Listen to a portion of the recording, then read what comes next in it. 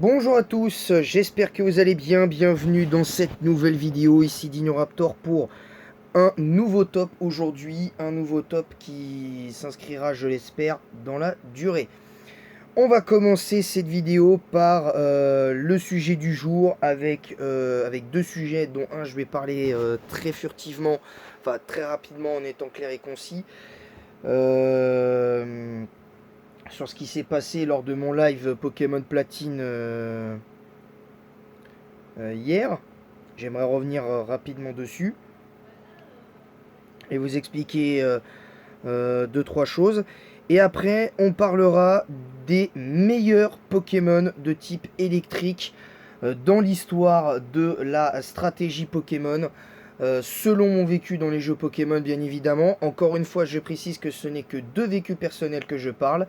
Donc attention, ce n'est qu'un avis subjectif, donc soyez indulgents à ce niveau-là. Avant de commencer cette vidéo, j'aimerais revenir sur ce qui s'est passé hier soir, enfin non pas hier soir, hier après-midi pendant mon live Pokémon Platine. Il s'est avéré que je faisais mon live Pokémon Platine avec ça. Donc, vous avez l'écran de ma console là comme ça. Donc là, on pourra pas dire qu'elle est sale, je l'ai nettoyée juste après le live.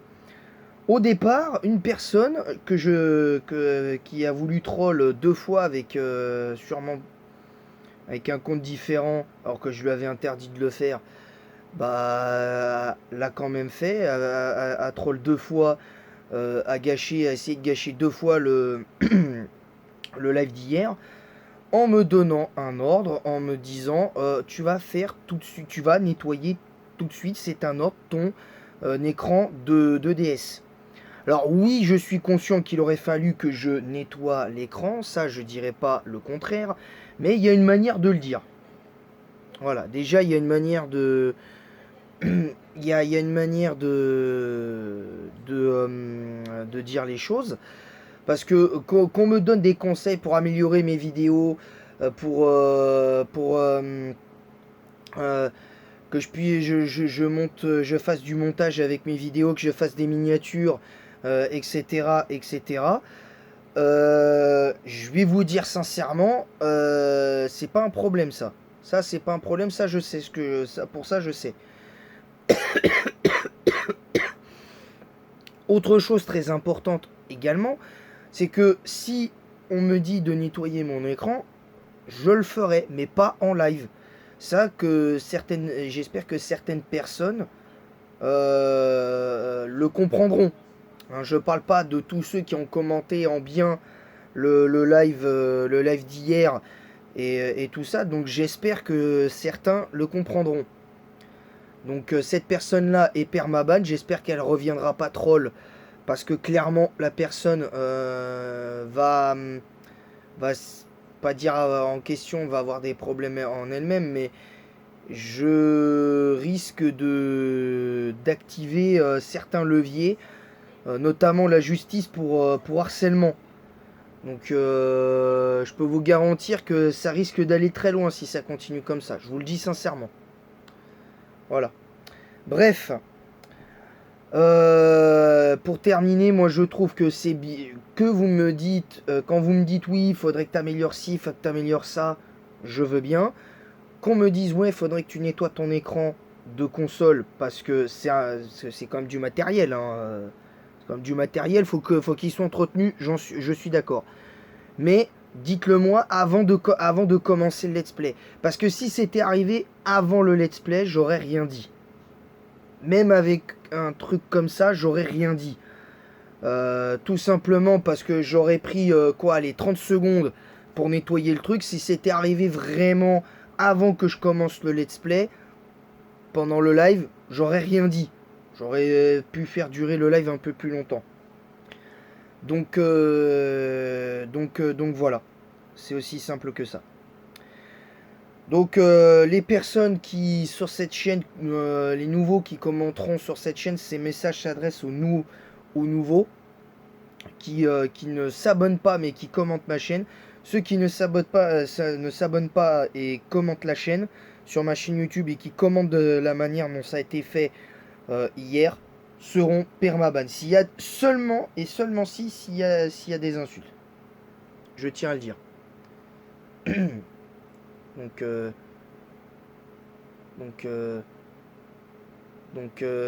donc voilà.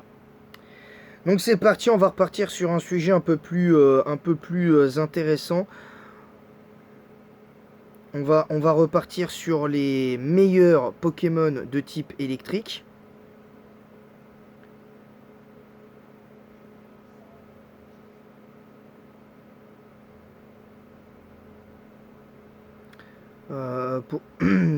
Pour repartir sur le type électrique. Un type que je trouve très bien considéré en stratégie, pas surcoté du tout. Bien au contraire, je trouve même qu'il est assez sous-coté, ce type-là. Parce que oui, il y a une faiblesse sol, tu as du mal face à certains Pokémon, le type, notamment les types sol, dragon, à toi-même, au type, à ton propre type, au type plante, etc. Tu n'es efficace que sur 2 types sur 18. C'est pas énorme. Offensivement, c'est pas énorme. Défensivement, c'est un peu mieux, mais c'est pas non plus la folie. Mais vous comprendrez que c'est un peu bizarre. On va commencer par la première génération. Et pour être honnête, la première génération a vu s'affronter pas mal de bons Pokémon. On pense à Voltali, à Elector, etc. Mais pour moi, je dis bien pour moi, le Pokémon électrique qui m'a le plus marqué dans cette génération, c'est Electrode. Pour la simple et bonne raison que Electrode, il a beau taper nettement moins fort que un Voltali et un Elector, c'est vrai. Mais pour moi, Elector en première génération n'est pas si fort que ça. Tout simplement parce que la plupart des sets qu'il y avait, c'était des sets avec Beckvry pratiquement tout le temps. Et je suis désolé, c'est pas ouf. Ça limite grandement le Pokémon, selon moi. Pareil comme constat par rapport à Noctali, c'est que non pas Noctali, Voltali pardon. Parce que là je parle de l'évolution. C'est que Voltali, pour moi, n'est pas si fort que ça non plus parce que t'es un peu obligé de jouer Vive Attaque, t'es obligé de jouer des attaques que t'as pas forcément envie de jouer chez lui. T'as juste à mettre, tu mets ces 2 seules attaques électriques ou 3 éventuellement si tu comptes l'attaque éclair. Éventuellement, à la limite, tu peux éventuellement jouer d'Arnué, mais bon, c'est pas non plus ouf. Donc c'est pour ça que je dis que Electrode, selon moi, est le meilleur type électrique de la 1G. Parce que clairement, on voit plus de potentiel chez ce Pokémon. En deuxième génération, pour moi, le meilleur type électrique, légèrement devant, selon moi, Elector, c'est Raikou. Tout simplement parce que j'estime que Raikou est beaucoup plus polyvalent qu'un Elector. Elector pour moi n'est pas aussi fort qu'on prétend jusqu'en 3G inclus, c'est-à-dire que il peut faire des choses, mais c'est pas non plus exceptionnel. Il va pas non plus te rendre des services de fou. Il va pas non plus te rendre des services des services de ouf. Clairement. C'est aussi simple que ça. En troisième génération, pour moi, là, j'avoue que le type électrique, c'est un peu compliqué. Mais pour moi, le meilleur type électrique de la 3G est limite, après ce n'est que mon avis, mais c'est de très très loin, à mes yeux, le meilleur type électrique, c'est Magnéton. Parce que électrique acier, il est joué plus souvent avec Magnépiège, parce que fermeté, ça ne sert strictement à rien. Fermeté à cette époque-là, à part pour contrer les attaques guillotine et abîme, mais c'était jamais joué. C'était jamais joué. Donc Magnéton pour moi est est le meilleur type électrique de la 3G. En quatrième génération, j'aurais pu dire Arceus électrique, mais Arceus forme électrique n'était pas jouable à cette époque-là, donc c'est compliqué. Et je vais parler à mes yeux de l'évolution de Magnéton, en l'occurrence Magnézone, tout simplement parce que le constat il est le même pour ces Pokémon là, c'est que même en quatrième génération, je trouve que Elector n'est pas non plus exceptionnel. Il est fort, mais sans plus. Il est bon sans plus, hein, comme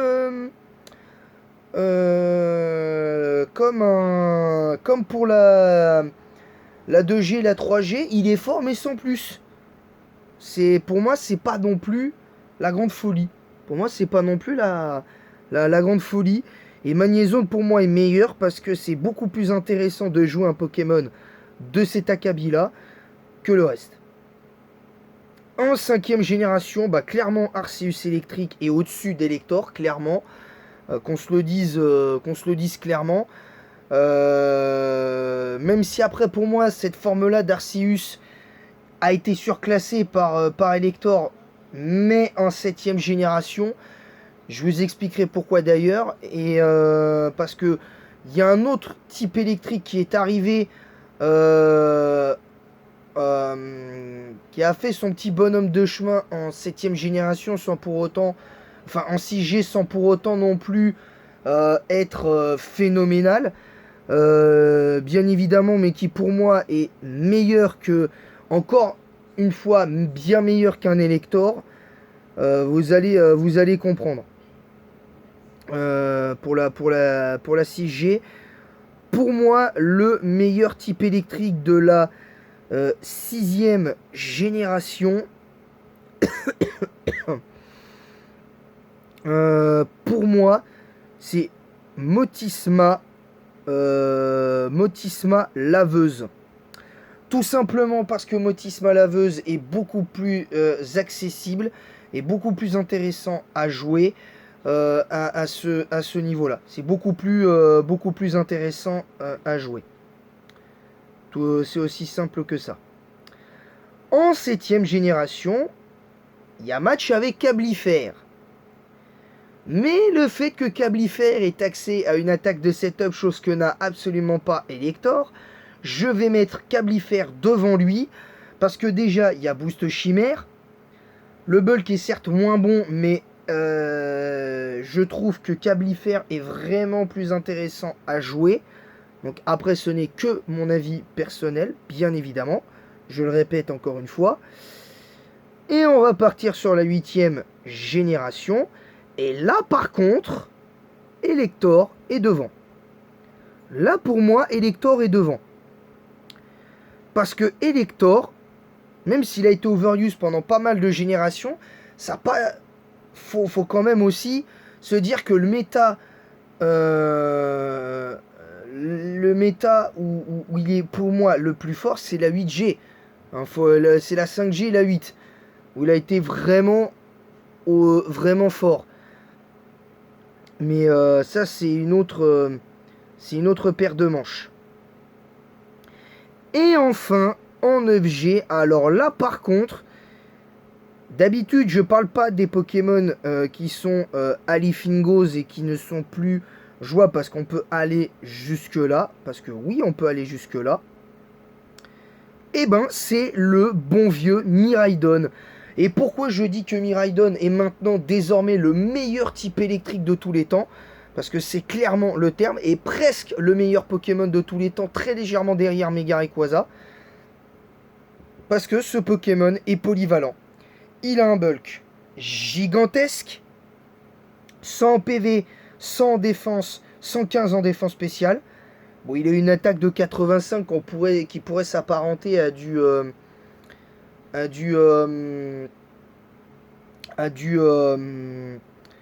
l'utilisable, mais pas du tout. Parce qu'il a 135 en attaque spéciale, 135 en vitesse pour la 8G, pour la 9G, c'est juste trop fort. En plus, en sachant pertinemment en sachant pertinemment que ce Pokémon a moteur à hadron, donc le fait que son talent lui permette d'invoquer un champ électrifié, et que avec selon l'objet que tu lui mets, tu augmentes encore plus ses attaques électriques de plus de 50%. Bien évidemment, bien que le terrain électrique avait été nerf en 8G, je crois, en partie à cause de la puissance de Tocorico, je peux vous garantir que même Tocorico ne tient pas la comparaison face à un Miraidon. Je peux vous garantir. Parce que Miraidon, même si en termes de double type, notre ami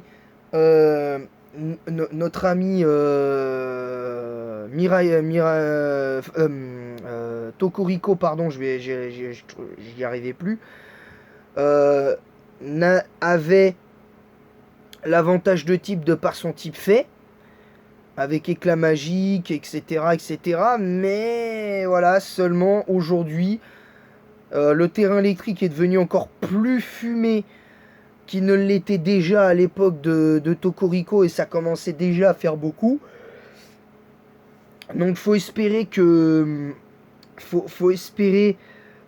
en 10e génération, quand elle arrivera, si Miraidon toutefois est disponible, sera disponible ou non, sera aussi fort qu'il l'a été en 9G, ce qui m'étonnerait, mais ça risque d'être très compliqué à faire, évidemment. Donc voilà, c'est à peu près tout pour cette vidéo. J'ai cité Elector qu'en 8e génération, parce que pour moi c'est la génération où vraiment il profite. Et j'avais oublié de vous dire, par rapport à la terracristallisation,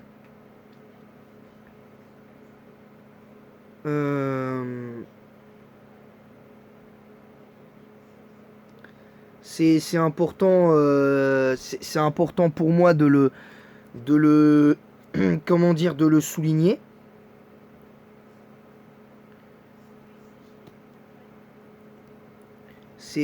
Pour moi c'est important de souligner un petit peu les choses à ce niveau-là dans un autre style où clairement c'est compliqué,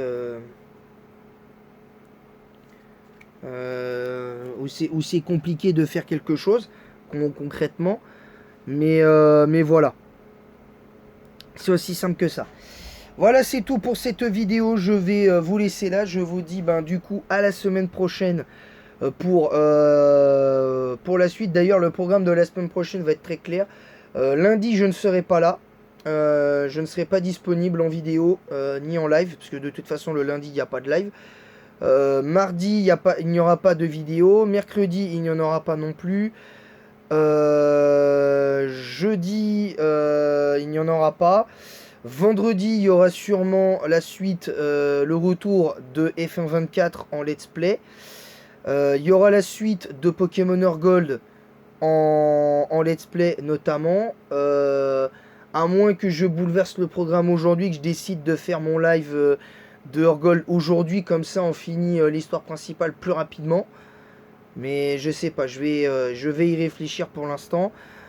En tout cas pour cette partie-là à faire aujourd'hui ou pas. Ensuite, dimanche, il y aura la suite de Pokémon Platine, en espérant que cette fois-ci ça se passe correctement. Voilà, sur ce, je vous laisse, et en attendant la prochaine, je vous dis à bientôt, que la passion Pokémon vous guide. N'hésitez pas à vous abonner si ce n'est pas déjà fait. On est à 71 abonnés des 300. Activez la cloche pour recevoir toutes les notifications des prochains lives et vidéos qui sortiront sur la chaîne. Ensuite, n'hésitez pas à mettre un pouce bleu et un commentaire pour le référencement, en disant ce que vous avez aimé, pas aimé sur cette vidéo, et en quoi vous êtes d'accord, pas d'accord avec ce que j'ai dit, avec respect et sans insulte, comme ça a pu être vraiment le cas hier, même si la personne en question ne m'a pas insulté non plus de tous les noms. Je vais juste pour refaire vraiment refermer la parenthèse. Elle m'a pas non plus insulté de tous les noms d'oiseaux. Mais voilà.